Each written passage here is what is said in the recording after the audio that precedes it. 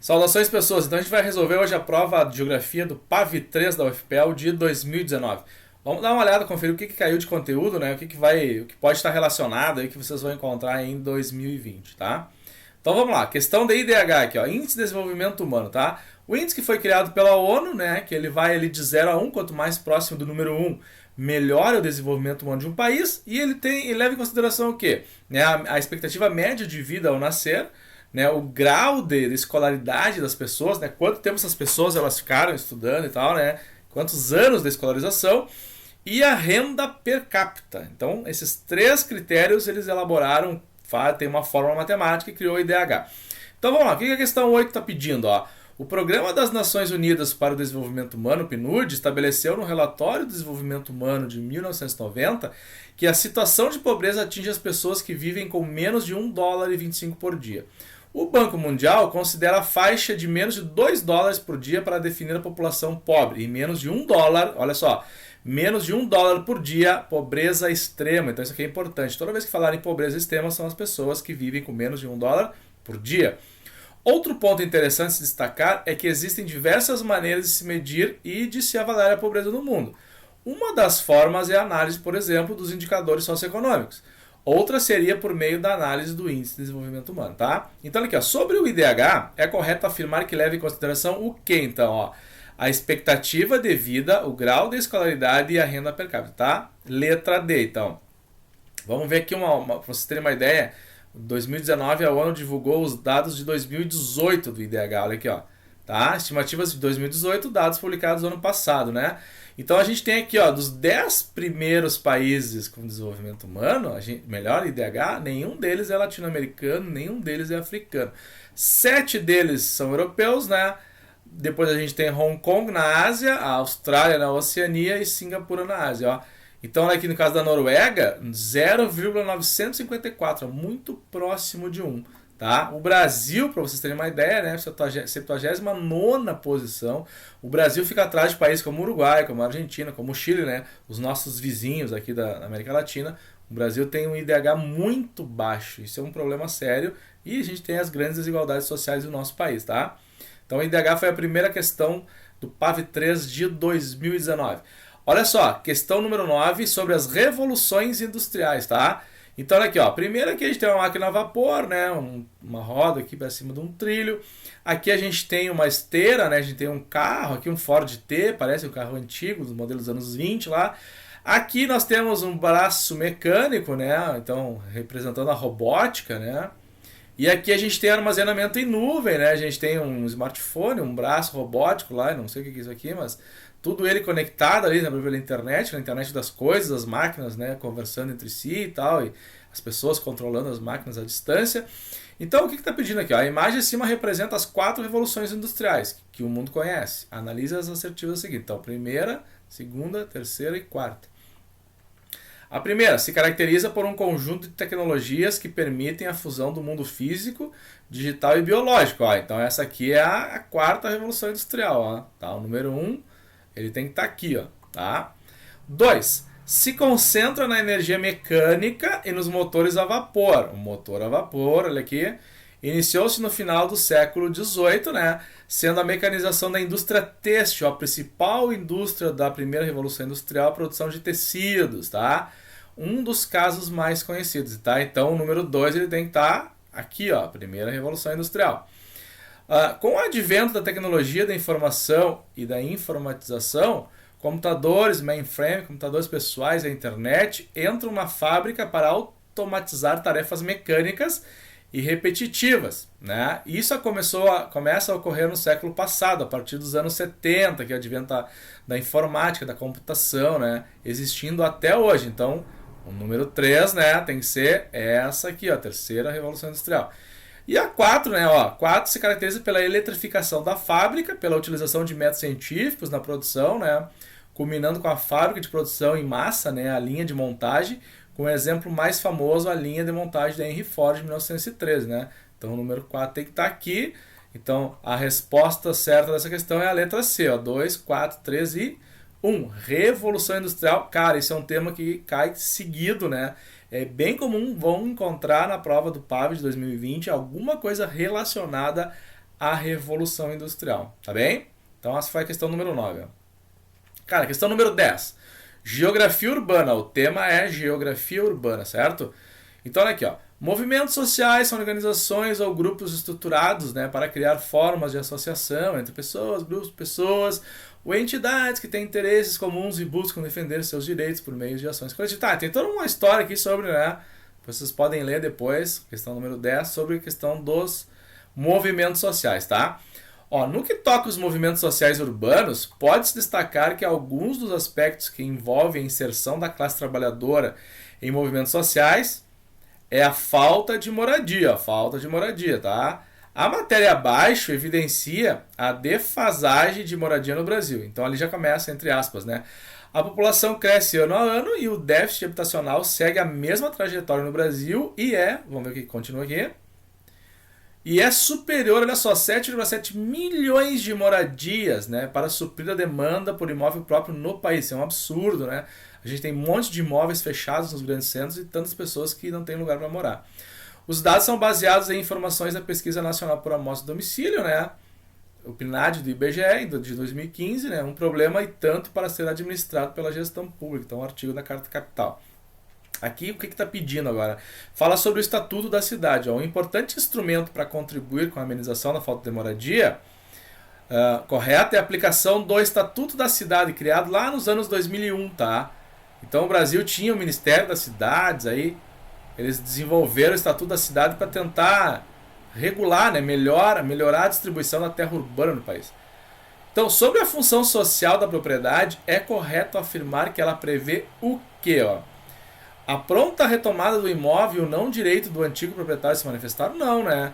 Então, quando tem um imóvel urbano, os caras criam até o IPTU progressivo. Assim, se o cara tem um terreno no centro da cidade e não edifica ele, o IPTU vai aumentando para obrigar, né? Para levar essa pessoa à terra, tem que cumprir a função social.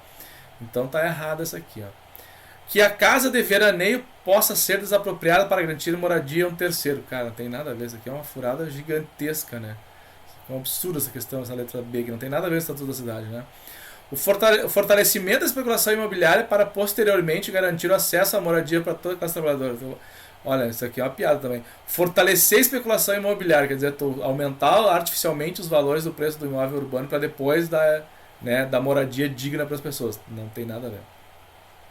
Aqui a letra D. Que os imóveis que não são usados de maneira produtiva ou para fins habitacionais são passíveis de serem desapropriados dentro do processo legal. Tá? Então a resposta certa é a letra D. Isso está previsto no Estatuto da Cidade, né? Se a pessoa não edifica, se a pessoa tem um imóvel e não faz uso social dele, a terra não cumpre o seu papel social, ele pode ser objeto para reforma urbana, tá bem? Então essa questão envolve aqui a geografia urbana. Olha só, questão número 11 do PAV do ano passado, geografia, né, PAV 3, demografia, população. O que vocês estão vendo aqui? Ó? Vocês estão vendo uma pirâmide etária, né, da Rússia em 2017, 143 milhões de pessoas. Vocês podem ver que a Rússia tem aqui, ó, até 19 anos, ó, é estreita a base da pirâmide russa, olha aqui, ó, então a taxa de natalidade é reduzida lá. Aí depois dos 20 até aqui, ó, 60 anos de idade, nessa região no meio da pirâmide, vocês têm uma população economicamente ativa grande, ó, tá? E também tem uma expectativa de vida interessante na Rússia aqui, ó, né? Então vocês podem ver que aqui a população acima dos 75 anos ela é considerável, ó. Principalmente, né, as mulheres, a expectativa de vida feminina ela é bem maior aqui, dá bem pra gente observar, né, pelo gráfico da população. Então essa aqui é uma pirâmide etária, né, da população da Rússia em 2017. Então, desse lado a gente tem a população feminina, né? Cinza mais claro, e a população masculina aqui nesse lado esquerdo. Vamos lá. O que está perguntando essa questão número 11 aqui? Então, olha aqui. Alternativa 1. A expectativa de vida feminina é superior à masculina. Isto sendo perceptível no número maior de mulheres idosas do que o de homens na mesma faixa etária. Foi o que a gente viu lá, né? Então a gente pode perceber que 65 a 69 anos, ó, tem 2,9% de mulheres nessa faixa etária e apenas 1,9% de homens. Então depois aqui a gente tem sempre a presença feminina maior, né, do que a presença masculina.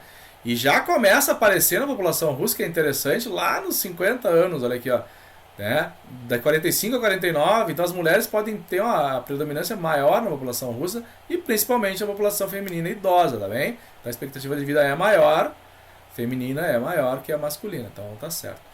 O crescimento vegetativo do país é elevado, visto que a sua população absoluta está entre as maiores do mundo, já que possui um total superior a 140 milhões de habitantes. Bom, não é uma das maiores populações absolutas do mundo a Rússia, né? O Brasil, que tem 210 milhões de habitantes, ele é o sexto país mais populoso do mundo, então a 2 está errado. E o crescimento vegetativo do país é elevado, também está errado. Por quê? O crescimento vegetativo a gente vê aqui na base da pirâmide, ó. A pirâmide russa ela é estreita na base, então o crescimento vegetativo é bem menor, quer dizer, o número de filhos por mulher, né, na Rússia é bem menor do que a gente pode ver no meio da pirâmide, tem a população economicamente ativa, a população adulta maior. Então, completamente equivocada essa questão, essa alternativa 2 aqui, né?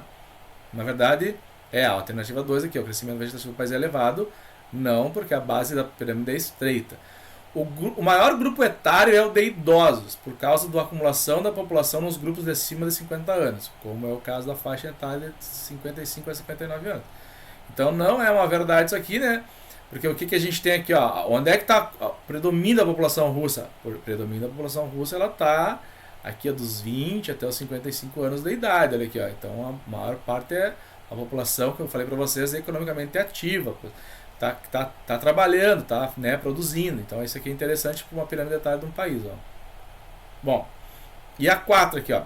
A taxa média de fecundidade russa é pequena, né, o que é visível no estreitamento da base da pirâmide etária em relação aos grupos superiores. Então as alternativas que estão corretas é apenas a alternativa 1 e a alternativa 4. Então a resposta dessa questão aqui é a letra B. Então população, galera, sempre cai, tá? Se ligue que vai cair de novo esse ano, tá? População é um conteúdo que é recorrente. E aqui, ó, questão 12, tá? Terminando a prova de 2019. Brasil, jazidas de carvão mineral. Então, geralmente cai alguma coisinha do Rio Grande do Sul, né? Então, Paraná, Santa Catarina e Rio Grande do Sul são os estados que têm a maior, né, reserva de carvão mineral no Brasil. São reservas de baixa qualidade aqui, então eles são muito usados para termoelétricas, né? Então, vamos dar uma olhada aqui nessas alternativas, ó. A geração de energia através da referida matéria-prima é considerada complementar para a matriz energética brasileira, porque a maior parte da mesma provém de usinas que trabalham com fontes renováveis existentes no território nacional. A maior parte da energia elétrica no Brasil vem de hidroelétricas, né? Então ela é considerada uma fonte de energia complementar.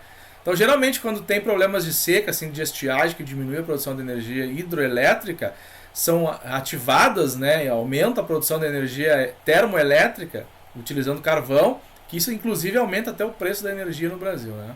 Então, está certo aqui. Os locais de formação do cinturão destacados no país ocorrem em bacias sedimentares, certo? Pois é um combustível de origem fóssil formado através da decomposição e transformação de matéria orgânica urina de antigas florestas, certo? Também ambiente continental. O carvão se forma em ambiente continental, que foram sendo soterrados por camadas sedimentares sobrejacentes, correto também. 1 e 2 estão certos.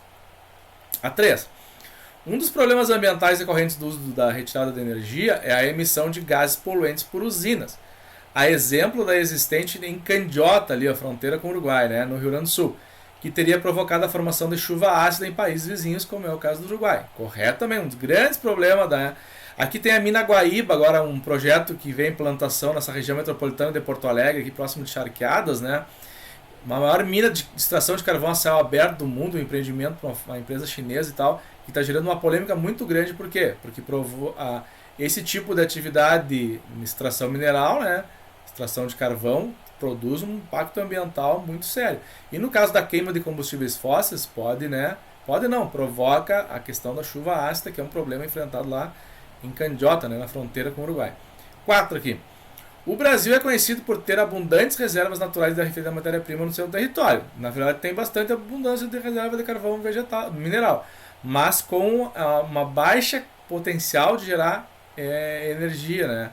Então ele gera muita cinza. Então ele não é um carvão utilizado para, por exemplo, a siderurgia. Ele é utilizado em termoelétricas, essas reservas de carvão que a gente tem. O país exporta para vários países, dentre os quais estão os Estados Unidos, a China e a África do Sul. Cara, na verdade a gente não é autossuficiente, a gente acaba importando carvão mineral, né? Principalmente do Vale do Reno e do Ruhr, lá na Europa, porque é um carvão que gera uma quantidade maior de energia. Então ele é usado, por exemplo, nas siderúrgicas, né? Nos altos fornos lá para a produção de ligas de aço, o Brasil não é autossuficiente, né? O Brasil ele acaba importando carvão para ser usado na siderúrgica. Então, 1, 2 e 3 estão corretas, né? Tá? Então a alternativa aqui é a letra D, ó, 1, 2 e 3 corretas relacionadas ao carvão mineral no Brasil. Ah, então a gente tem o gabarito aqui da prova, né? Do PAV. Então, na próxima aula a gente vai falar um pouco então sobre outros conteúdos. Certo, galera? Geografia, então, em breve mais um vídeo aí para discutir temas geográficos do Brasil e do mundo. Falou, pessoal, se cuidem!